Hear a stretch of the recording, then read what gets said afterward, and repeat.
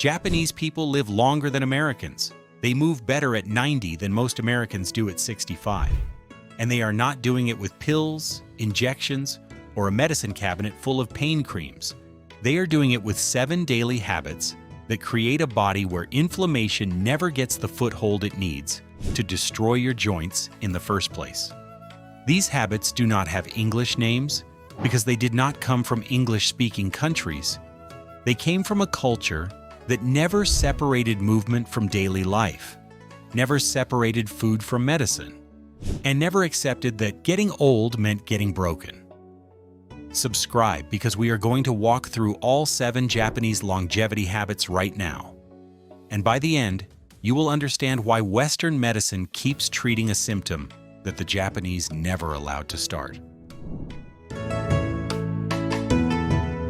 The first habit does not involve movement or medicine. It happens at the dinner table, and it has been practiced in Okinawa for centuries. The phrase is hara hachi bu, and it translates simply as eat until you are 80% full. It sounds modest, but what it does to your body is anything but. When you eat past the point of fullness, which most Americans do at nearly every meal, your digestive system mounts an inflammatory response to manage the overload. The gut lining stretches. Immune cells activate. Inflammatory cytokines, the same chemical messengers that drive joint destruction in rheumatoid and osteoarthritis, are released as a byproduct of that digestive stress. Do that 3 times a day, 365 days a year, for decades, and you are not just overeating.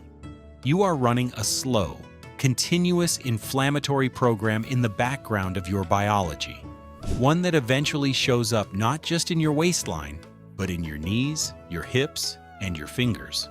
Okinawans who practice hara hachi bu consume on average 300 fewer calories per day than Americans of similar age. That caloric difference has been directly linked in longitudinal studies to lower circulating levels of C-reactive protein, which is the primary blood marker for systemic inflammation.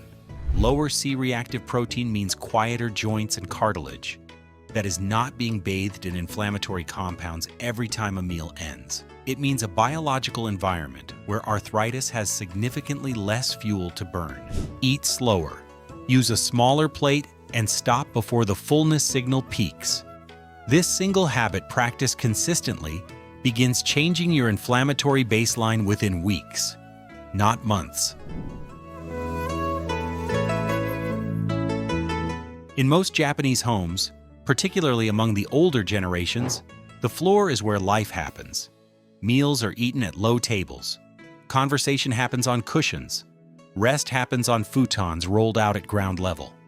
And the physical consequence of that architectural choice, one that most Westerners would dismiss as simply cultural preference, is that every Japanese senior who grew up in that environment has been performing a full range of motion exercise for their knees, hips, and ankles multiple times every single day without ever stepping into a gym or following a stretching routine. The act of lowering yourself to the floor and rising again, which a traditional Japanese household requires you to do dozens of times daily, takes every major lower body joint through its complete range of motion under load. The knees flex fully, the hips rotate, the ankles dorsiflex. The muscles surrounding those joints engage and release in a pattern that maintains both strength and flexibility simultaneously. Western chairs eliminate that requirement entirely. Orthopedic research has consistently shown that joint cartilage has no direct blood supply. It receives its nutrients through the compression and release of movement. Every time you bend a knee and straighten it, you are literally pumping nutrients into the cartilage and waste products out. When movement stops, that pump stops. Cartilage begins to thin, not primarily because of age, but because of disuse. You do not need to furnish your home in the Japanese style to capture this benefit. What you need is a daily practice of getting down to the floor and back up, intentionally, without furniture assistance if at all possible. Start with a chair nearby for safety. work toward doing it unassisted. That single movement, practiced daily, is one of the most powerful joint preservation tools available to a senior, and it costs nothing. Japan is the second largest green tea consuming nation on Earth, and the average Japanese adult drinks 3 to 5 cups daily, a habit that begins in childhood and continues without interruption into old age. For most of its history, that habit was understood culturally. Tea was part of the rhythm of the day, a social ritual, a moment of calm. Much like the way a Western household defaults to coffee in the morning and nothing in the afternoon. What modern biochemistry has revealed is that those 3 to 5 daily cups are delivering a compound called EGCG, epigallocatechin galate, that functions at the molecular level as a direct inhibitor of cartilage destruction. EGCG is a polyphenol, a plant-based antioxidant, and it is the most pharmacologically active compound in green tea. What separates it from general antioxidant supplements is its specific mechanism of action in joint tissue. Research published in Arthritis and Rheumatology has demonstrated that EGCG directly suppresses the activity of matrix metalloproteinases, the enzymes your body produces in response to inflammation that physically break down the collagen matrix of cartilage. In plain language, EGCG blocks the biological machinery that destroys your joints at the structural level. It also suppresses 2 of the primary inflammatory pathways, NF-κB and COX-2, that drive the chronic low-grade inflammation underlying both osteoarthritis and rheumatoid arthritis. Green tea delivers that inhibition gently, daily, without the cardiovascular and gastrointestinal risks that come with long-term NSAID use.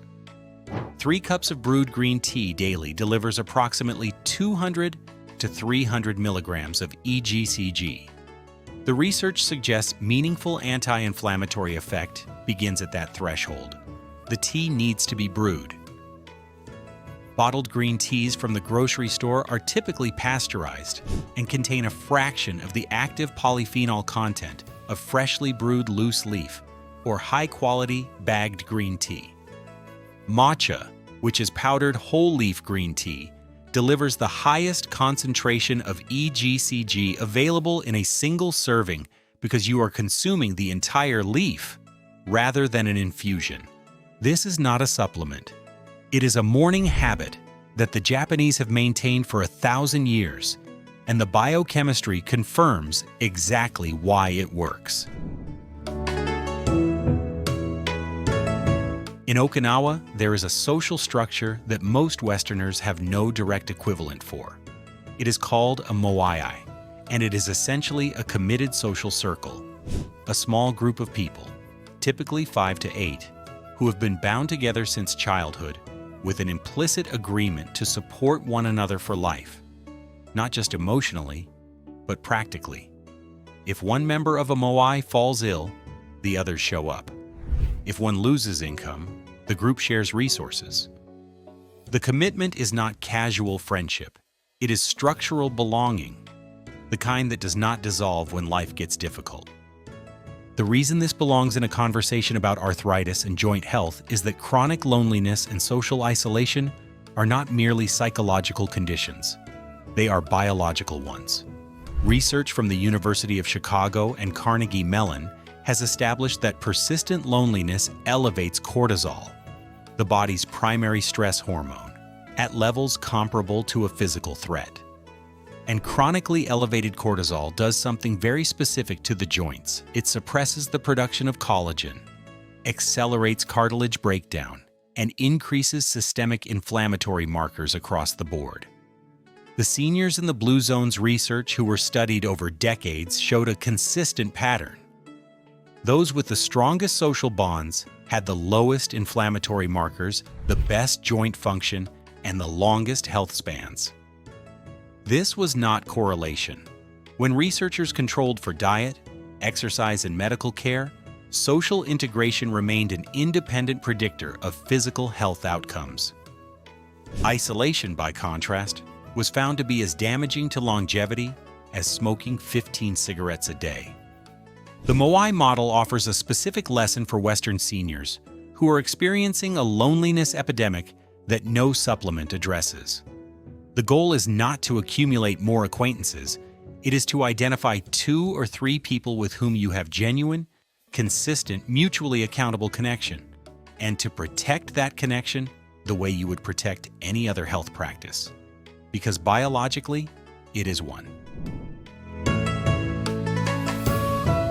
Every morning across Japan, at precisely 6:30 a.m., a radio program begins broadcasting a 3-minute calisthenics routine that has been part of national culture since 1928. It is called Radio Taiso, and participation is voluntary. But in parks, schoolyards, community centers, and factory floors across the country, millions of Japanese seniors show up to do it every single day without being told, without being paid, and without needing motivation, because it has simply always been the way the morning begins. The movements themselves are not aggressive. There are no weights, no high-impact jumps, no exercises that would challenge a physically capable 30-year-old. Radio Taiso is a series of gentle, full-body range-of-motion movements, arm circles, trunk rotations, knee bends, shoulder rolls, gentle spinal extensions, designed specifically to move every major joint through its complete range of motion in a short, accessible sequence. The entire routine takes between 3 and 5 minutes. What those 3 to 5 minutes accomplish at the biological level is significant. Radio Taiso, performed first thing in the morning, functions as a full-body joint lubrication sequence. It restores synovial fluid distribution, increases circulation to joint-adjacent tissue, and signals the nervous system to reduce protective muscle guarding that accumulates during sleep. The concept that researchers now call movement snacks, brief, frequent bouts of low-intensity movement distributed throughout the day rather than concentrated in a single exercise session, has strong support in the sports medicine and rheumatology literature as a superior model for joint health compared to the Western pattern of prolonged sitting punctuated by occasional gym visits. Radio Taiso is the original movement snack, and it has been delivered to every senior in Japan via a radio signal every morning for nearly a century.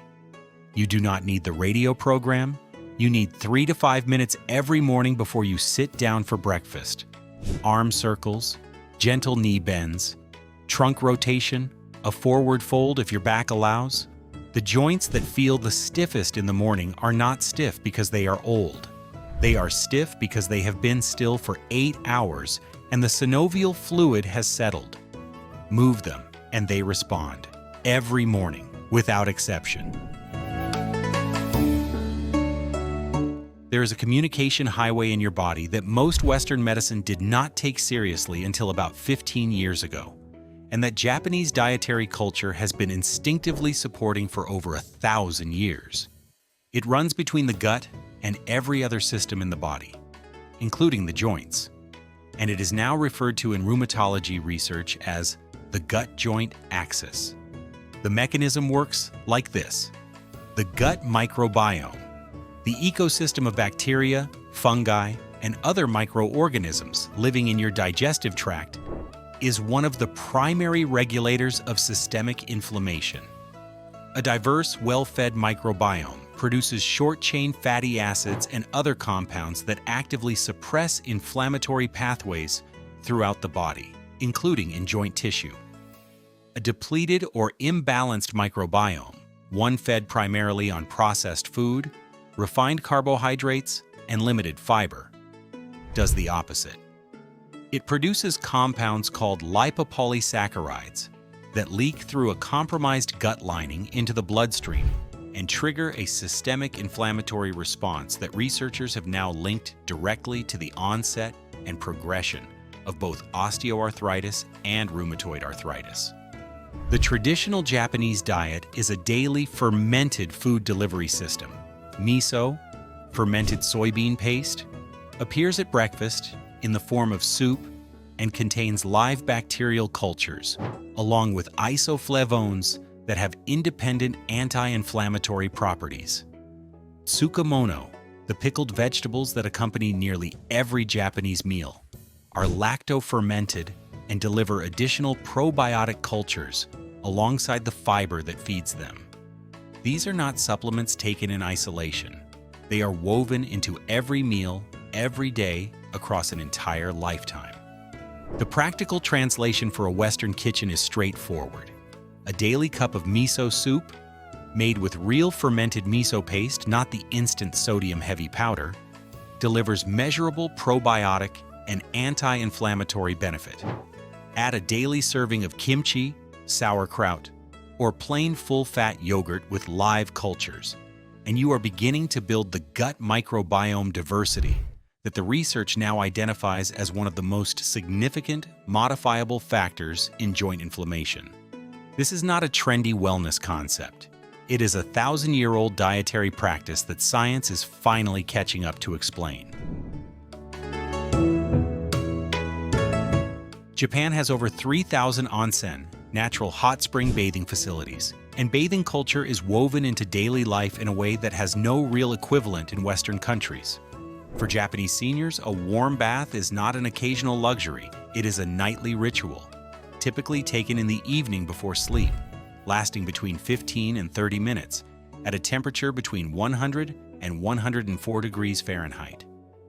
And while the cultural significance is undeniable, the physiological effects of that nightly thermal practice on joint health are specific, measurable, and reproducible in any bathroom in America.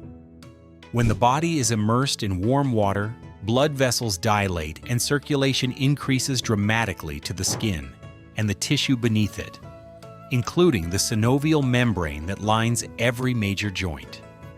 That increased blood flow delivers oxygen and nutrients to cartilage-adjacent tissue, accelerates the clearance of inflammatory waste products that accumulate in joint fluid during the day, and reduces the activity of pain-sensitizing nerve fibers in the joint capsule. Studies published in rheumatology journals have shown that regular thermal bathing reduces self-reported joint pain scores, improves range of motion, and lowers circulating inflammatory markers in patients with both osteoarthritis and rheumatoid arthritis, effects that persist beyond the bath itself and accumulate with regular practice. The mineral component adds a second layer.